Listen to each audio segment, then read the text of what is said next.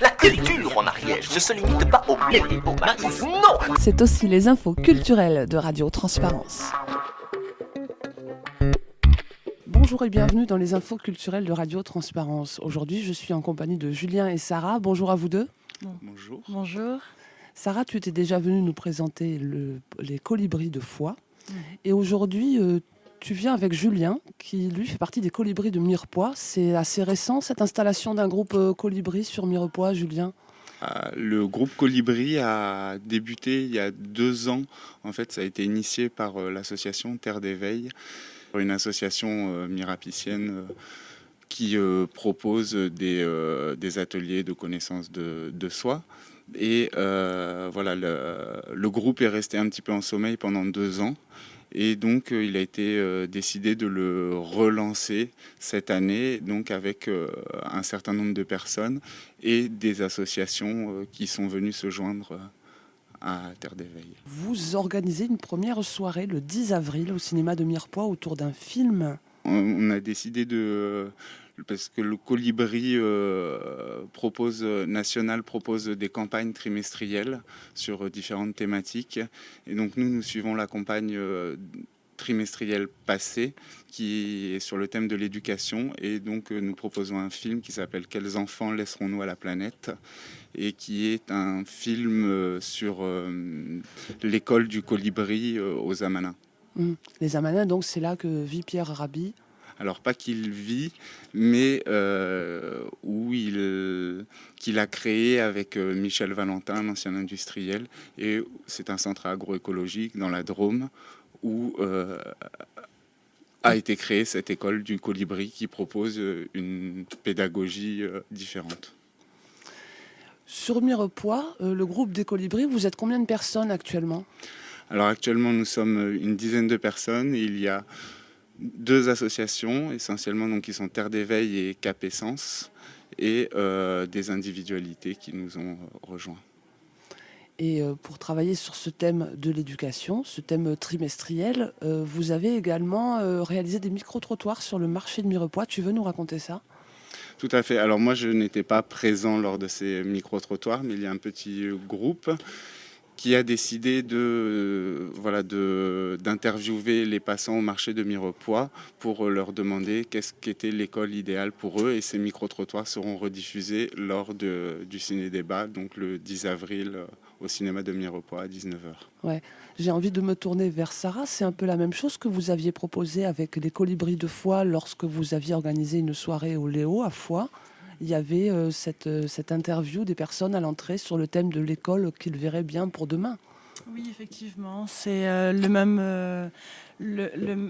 organisation. On reprend le thème de l'éducation et Colibri National a invité dans ce cadre-là à faire différentes actions, donc à inviter les individuels, les personnes à s'exprimer pour avoir l'occasion de partager leur vision de l'école idéale et de se retrouver autour d'un film et d'un temps de partage pour pouvoir écouter les aspirations et les rêves de chacun. D'ailleurs, ces aspirations et ces rêves de chacun, on peut les retrouver sur Internet, sur le site national des Colibris, où tous sont mis en ligne. Oui. Avec le groupe de Foix, nous avions fait des vidéos qui avaient été mises sur le site.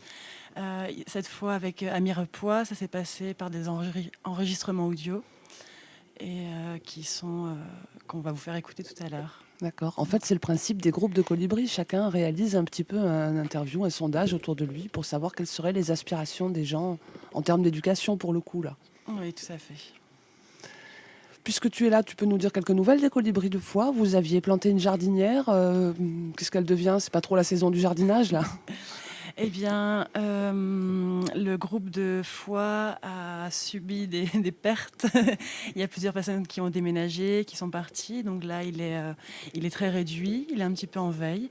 Et on espère, on attend de nouvelles personnes, de nouvelles volontés pour relancer et créer de nouveaux projets. Julien, on va écouter donc des extraits une version courte de ce micro-trottoir que le groupe des Colibris de Mirepoix a réalisé sur le marché.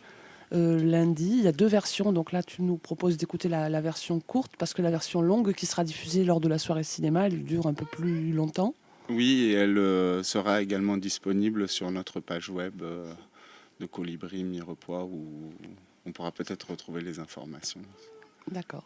Et avant de se quitter, redis-nous à quelle heure est la séance du film le jeudi 10 avril et s'il est nécessaire de réserver pour venir, si c'est payant, gratuit, comment ça marche, les infos pratiques. Alors, le ciné-débat aura lieu donc, le jeudi 10 avril au cinéma de Mirepoix. L'entrée se fera à 19h avec un temps de partage et la présentation d'une carte interactive puisque nous avons voulu cartographier l'ensemble des initiatives en matière d'éducation sur les territoires ariégeois. Ça sera suivi d'une présentation du mouvement national des colibris, puis la diffusion du film est suivie d'un débat donc, sur le film et la proposition d'une journée ultérieure pour rassembler tous ces acteurs et organiser un partage des outils, des expériences. Voilà.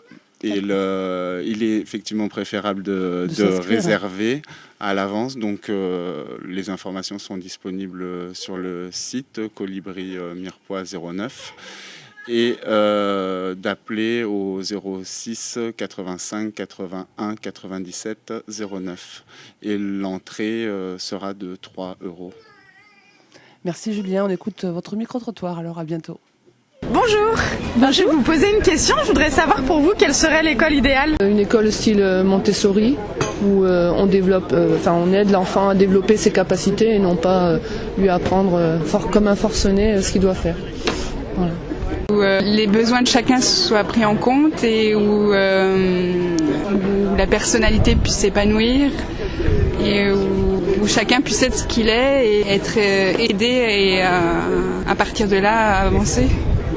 Où les enfants apprennent, mais s'épanouissent et s'adaptent aussi au monde d'aujourd'hui. Voilà. L'école idéale pour moi, c'est pas d'école, pas de structure. Pas de la structure, mais pas telle qu'elle est aujourd'hui. Et c'est moi ce que je fais aujourd'hui. Mon fils, on est lundi, mon fils va pas à l'école. Et l'idée c'est de faire quelque chose à plusieurs pour qu'il y ait un brassage suffisant et pour qu'il y ait une ouverture et une diversité proposée à l'enfant et pour qu'il choisisse de lui-même ce vers quoi il a envie d'aller. L'école idéale, c'est déjà qu'il n'y ait pas de discriminatoire. D'une part, entre personnes avec les milieux sociaux, surtout. Ça serait plus accentué sur la créativité, le côté manuel. Ça existe peut-être un peu avec Steiner, mais je sais pas.